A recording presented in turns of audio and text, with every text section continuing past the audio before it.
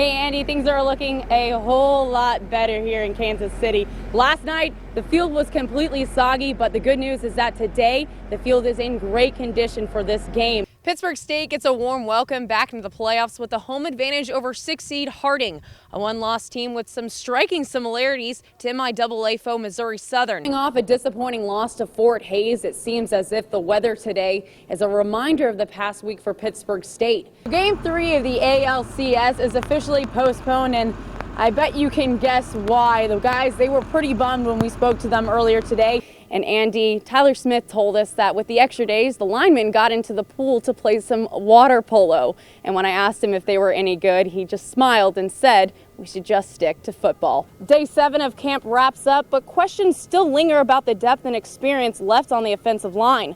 There is one positive in the mix, and that is Rodney Hudson. Crazy like it was last year, expected it to be no different, that's what it was. And when I walked right in and they were going for that field goal and it just got blocked, insane. They went insane. They came out of the field, but then they added 3 seconds back. Yeah, 3 seconds went back on the clock, and all CJ had to do was just down it from there. I bet there's a party happening tonight in Kansas City. How about them Royals, Allie? They haven't been on the postseason map since 1985, back when they won the World Series. But since then, they have reemerged as a threat in the American League. 29 long years for the Kansas City Royals, but the Drama Kings are back at it and making some serious power moves in the postseason. Winning 4 straight 2 on the road, the Royals head into Game 2 of the ALCS against the Orioles with no plans of slowing down or stopping. Let's get to it. Roll the highlights, Dakota. Top of the first, scoreless, Eric Hosmer. Blooper to left, that'll bring in Nori Aoki. No sweat. Lorenzo Cain working for it. Slides into home, and the Royals jump out to an early 2-0 lead until Adam Jones blows it up at the plate in the bottom of the third. 2-run shot to the left to tie things up at 3, and it would still be tied up in the 6th. No one on for J.J. Hardy. Fly ball to the gap in right center. Lorenzo Cain! You amazing man, you! Pulling that out of the bag. Moving to the top of the 9th, Alcides Escobar. Hard grounder scores Terrence Gore. They would knock in one more before moving to the bottom of the inning, which leaves it up to new daddy Greg Holland, and I felt the win from here, Steve Pierce.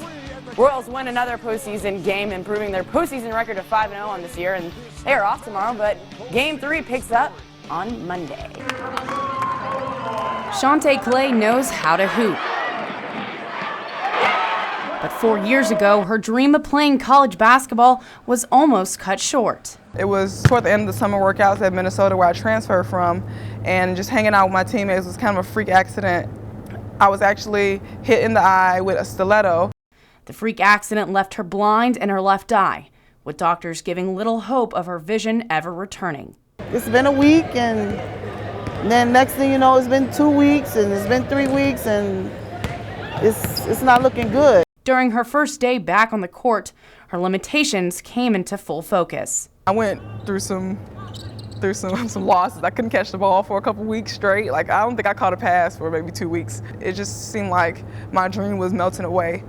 Her coach at Minnesota lost hope in her abilities, but Shante wouldn't let this hold her back.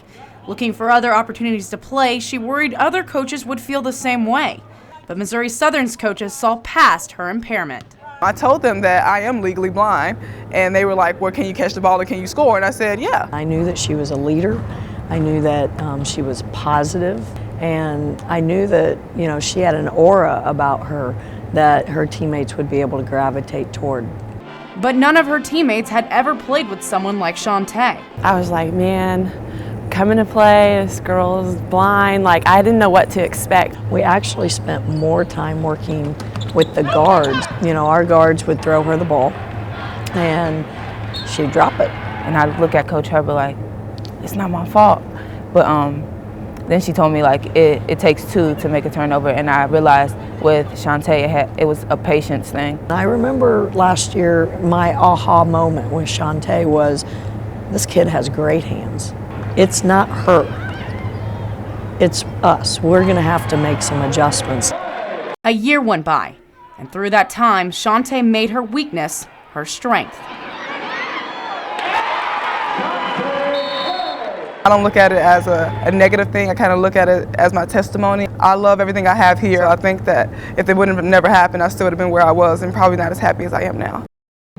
bench pressing more than 400 pounds to find that one rep of maximum energy. It's what the group known as a Thin Blue Line love doing when they aren't patrolling the streets of Joplin. But at the end of the day, their work is over. The frustrations of working in the line of duty put on pause. Such is not the case with Jasmine Tyndall, a niece of Joplin police officer Bradley Rich and a member of a Thin Blue Line. For Jasmine, her battle with cystic fibrosis never stops. I mean, she doesn't get a choice like we do going to the gym or not. We can opt out and go home and snack or just watch TV. She doesn't get a choice. She's got to live with it for the rest of her life. It can really tear up a person's whole body. Cystic fibrosis, also known as CF, is a life-threatening genetic disease that affects the lungs and digestive systems.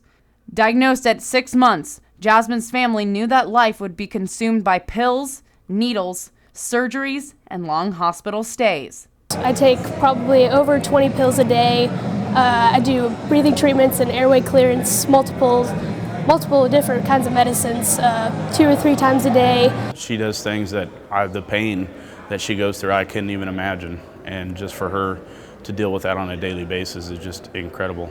It could have been easy for Jasmine to live a risk-free life away from sports, but that's not the life she wanted. I played for Northeast and I loved it. I had great coaches, very understanding. I could go for as long as I wanted, but after a while I'd have to stop and cough. But I would just get right back out there and do what I could. And Jasmine goes above and beyond what most teenagers are doing. At 17, she's already graduated high school and is now taking classes at Lebec Community College. And she's already beat the numbers. I mean, she's already at points where they didn't expect her to. So, because years past, the life expectancy wasn't at the age she's at now. I just want to accomplish anything I can, and I can defeat this disease just about as well as anybody else can defeat anything. I want to live life to the fullest.